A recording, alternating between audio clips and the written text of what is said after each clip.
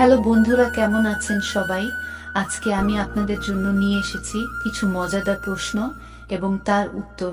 আপনারা দেখছেন আর সাথে আছি আমি। তো চলুন শুরু করা যাক আজকের ভিডিওটি।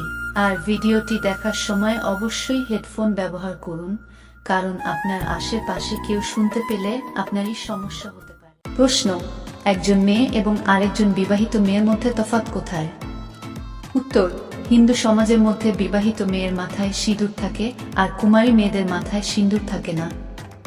প্রশ্ন: মিলন করার সময় ছেলেরা মেয়েদের চুল ধরে টানে কেন? উত্তর: মিলন করার সময় কোনো ছেলে উত্তেজনার চরম সীমায় পৌঁছে যায়, তখন তার সঙ্গীর মাথার চুল ধরে টানে। প্রশ্ন: লাগানোর সময় কখন মেয়েরা হঠাৎ করে থামিয়ে দিয়ে আর করতে চায় না?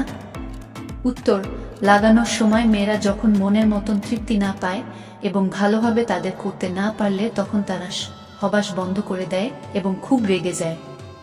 প্রশ্ন: কোনো বুড়িকে টপাটপ করার জন্য কিভাবে রাজি করাবেন? উত্তর: আপনার যদি কোনো বুড়িকে ভালো লাগে তাহলে বুড়িটির সাথে মিষ্টি মিষ্টি কথা বলে মন জয় করতে হবে। প্রশ্ন: কোন আসনে আপনার স্ত্রীকে আপনি খুশি করতে অল্প সময় পারবেন? উত্তর: সামনাসামনি দাঁড়িয়ে লাগালে মেয়েরা তাদের পানি ধরে রাখতে পারে না, কারণ সামনাসামনি দাঁড়িয়ে লাগালে তারা অল্প সময়ের মধ্যে পড়ে যায়, ফলে তখন ঠান্ডা হয়ে যায়। প্রশ্ন: করার সময় ছেলেদের মালও যদি মেয়েদের মেশিনের ভিতরে বেরিয়ে যায় তাহলে কি হয়?